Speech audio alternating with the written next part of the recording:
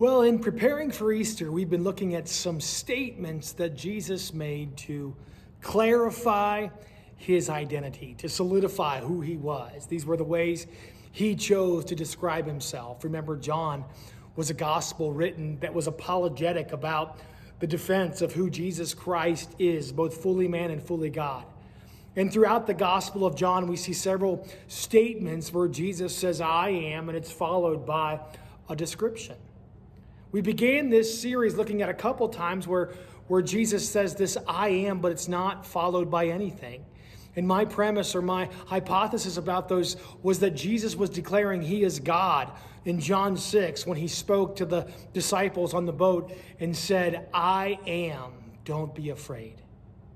We continued in John 6 where we looked at Jesus declaring, "I'm the bread of life," basically saying that, there had been needs that have been met by the things of this world, but the things of God meet eternal needs. And so if you want to be satisfied eternally, you must eat from the bread of life, not just the bread of the world. Last week, we looked at Jesus declaring, "I'm the light of the world." Recall there were two situations where there was someone who was dealing with condemnation. The first was someone who was caught in adultery, brought before crowds and by the Pharisees to Jesus to condemn her to die. She was under the darkness of condemnation. From her choice, Jesus said, "I'm the light of the world." There was a second incident where there was a man who was blind from birth, and his disciples said to Jesus, "Who sinned? Was it this man or his parents who sinned?" And Jesus basically said it was neither. He spit in the mud and he healed that man. There was condemnation that came from the world. You see, darkness is condemnation in our lives. And Jesus Christ is basically saying that he is the light of the world that came to expel the darkness of condemnation. We're going to continue our series in John chapter 10. He says, "I tell you the truth, the man who does not enter the sheep pen by the gate, but climbs in by some other ways, is a thief and a robber. The man who enters by the gate is the shepherd of his sheep. The watchman opens the gate for him, and the sheep listen to his voice. He calls his own sheep out by name, and he leads them out. When he's brought out all his own, he goes ahead of them, and his sheep follow him because they know his voice, and they will never follow a stranger. In fact, they will run away from him because they do not recognize a stranger's voice." Jesus used this figure of speech, but they didn't understand what he was telling them. So Jesus continued, "Therefore, Jesus said again, I tell you the truth, I am the gate for the sheep. All who ever came before me were thieves and robbers, but the sheep did not listen to them. I'm the gate. Whoever enters through me will be saved. He will come in and go out and find pasture." Jesus is bringing in a new description to his character, and he's saying to his followers, he's saying to those who are listening to him, "I am the gate." There's probably a very obvious application when it comes to the gate. The gate is the way in and the way out. And Jesus is absolutely declaring, "I am the way." He says later on, we'll look at it in a few weeks, "I'm the way, the truth, and the life. No one comes to the Father but through me." Yes, Jesus is absolutely the way to safety and protection. But looking at the context, I think Jesus is defining this in light of what has been happening. Now, one thing it's important to understand is what is Jesus talking about when he says, "I'm the gate." For us, that may not be something we're readily used to. In Jesus' day, there were sheep pen or sheepfolds where the shepherds would call the sheep at night. They would be blocks or stones typically built up about 3 to 5 foot high with briars on top. And there was one opening to get in and out of this pen.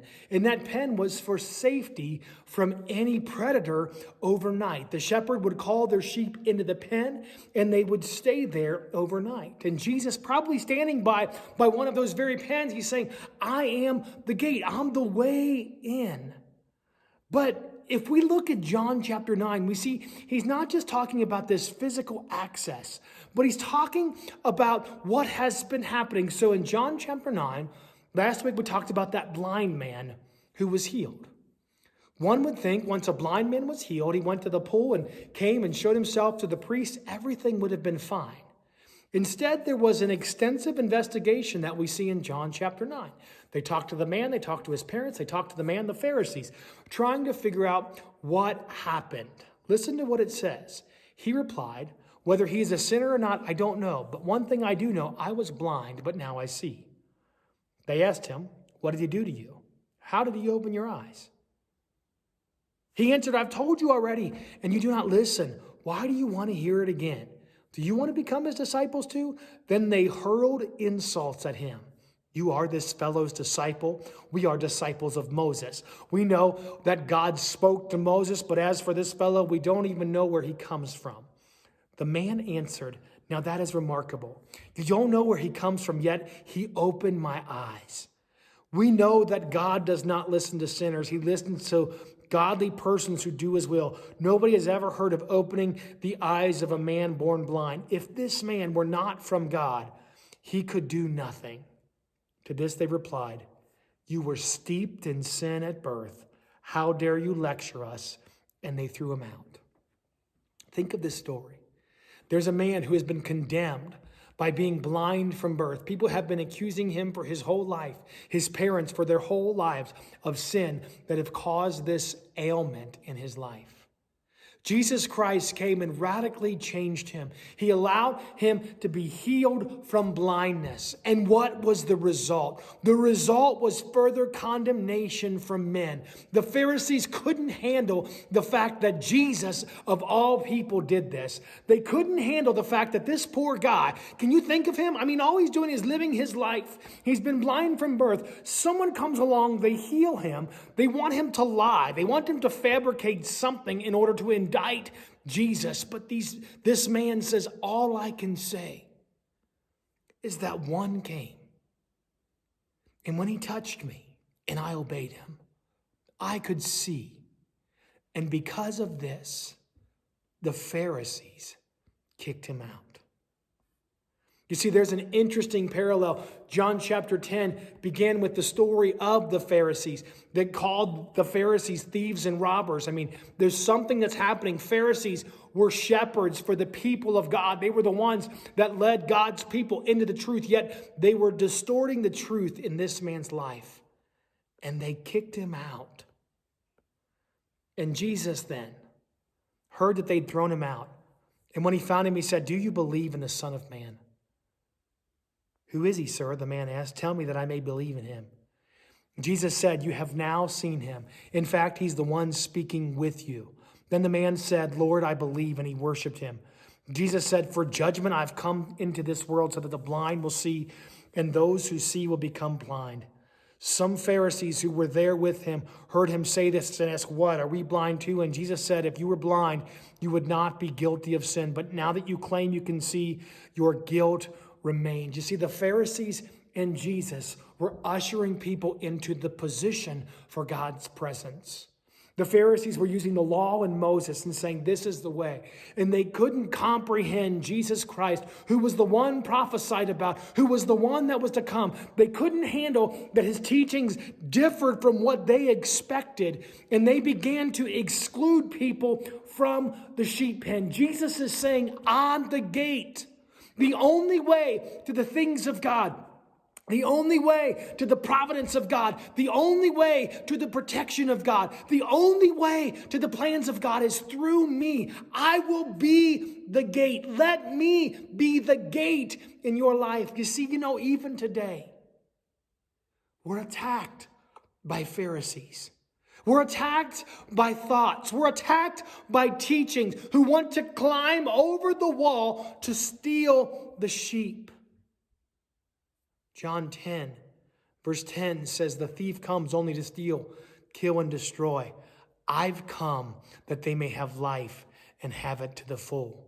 There are so many thieves in this world. Many who will tell you they want to protect you, but they're doing it to glorify themselves. There are many ways or things in which there'll be the promise of abundant life. There'll be many that say they're a door or they're a way. There's a teaching, there's a philosophy, there's an idea that will lead you to prosperity.